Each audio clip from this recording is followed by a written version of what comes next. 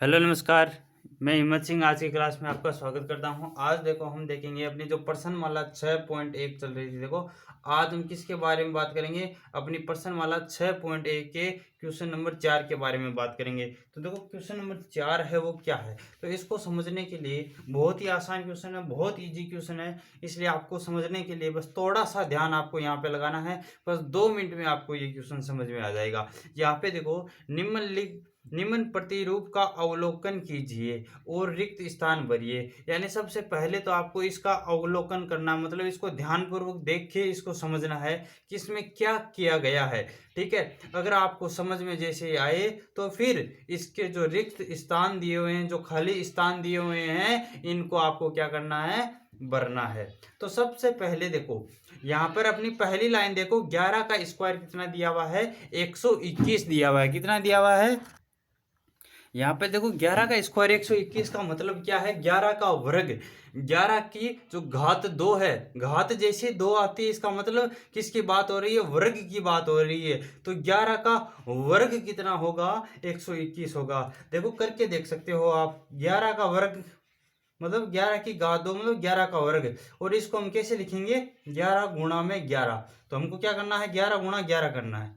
देखो 11 को 11 से गुणा करो, एक को एक से गुणा किया एक, एक को एक से गुणा किया एक, ठीक है, एक को एक से गुणा किया एक, एक को फिर एक से गुणा किया एक। अब इसको जोड़ते हैं, ठीक है, तो एक का एक आ गया, एक और एक कितना हो गया, 2, और ये एक का एक कितना हो गया, 121। देखो 11 का जो स्क्वायर है वो वर्ग है, जैसे हमने 11 का वर्ग किया वो कितना आ गया दोस्त, हमारे पास 121 आ गया। तो पहली लाइन आपको समझ में आ गई। ठीक है, पहली लाइन आपको समझ में आ गई क्या है। ठीक है, पहली लाइन का मतलब क्या है ये आपको समझ में आ गया होगा, 11 का वर्ग मतलब 121।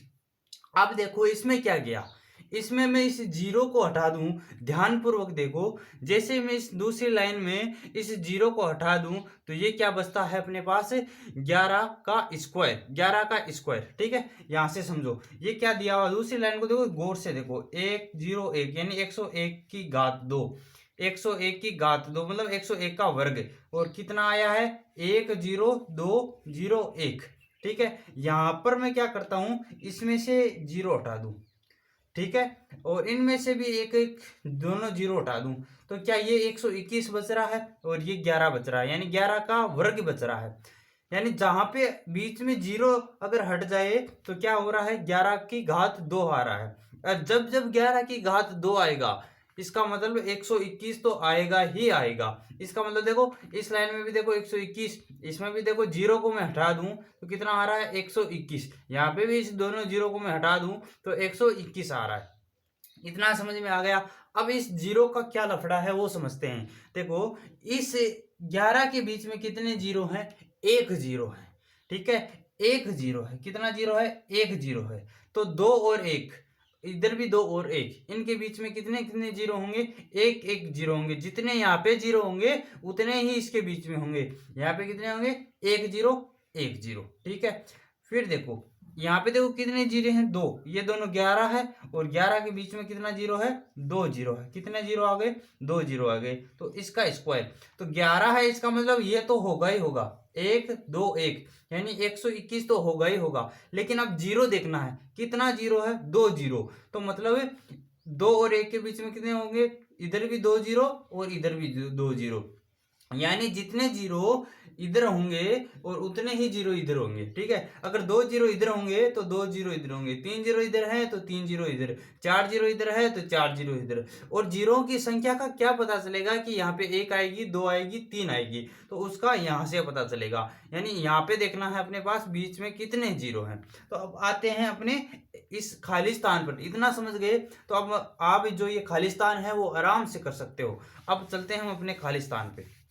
यहाँ पे देखो, यहाँ पे देखो ये क्या है, 11, 11 है, इसका मतलब 121 तो आना है। तो ये 121 आपको प्रश्न में पहले से दिया हुआ है। अब आपको तो यह बताना है कि इसके बीच में कितने जीरो आएंगे, कितने जीरो आएंगे। तो ये कहाँ से पता चलेगा कि इन दोनों के बीच में कितने जीरो आएंगे, तो ये यहाँ से पता चलेगा। ठीक है, ये इसमें कितने जीरो है, दो दो चार, चार जीरो है, मतलब कि यहाँ पे कितने जीरो आने के हैं, चार जीरो आएंगे। ठीक है, कितने जीरो आएंगे, चार। तो मैं लिखता हूं एक दो 3 और ये 4, 4 जीरो इधर और 4 जीरो इधर, तो इसका वर्ग, ठीक है, इस संख्या का वर्ग ये हो जाएगा।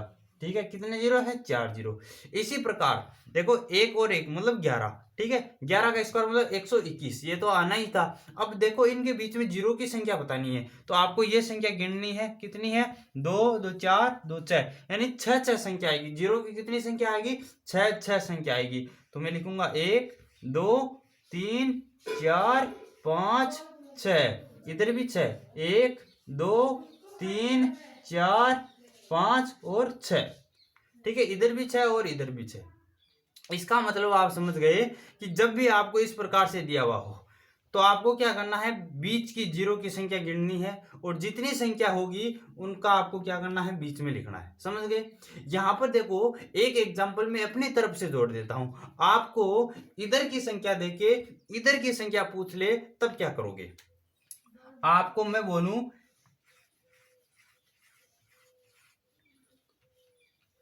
यहां पे मैंने ये संख्या लिख दी, ठीक है, इधर ये संख्या लिख दी, ठीक है। अब आपको ये संख्या इधर की संख्या में पूछ लूं तो आप क्या इस संख्या से बता सकते हो?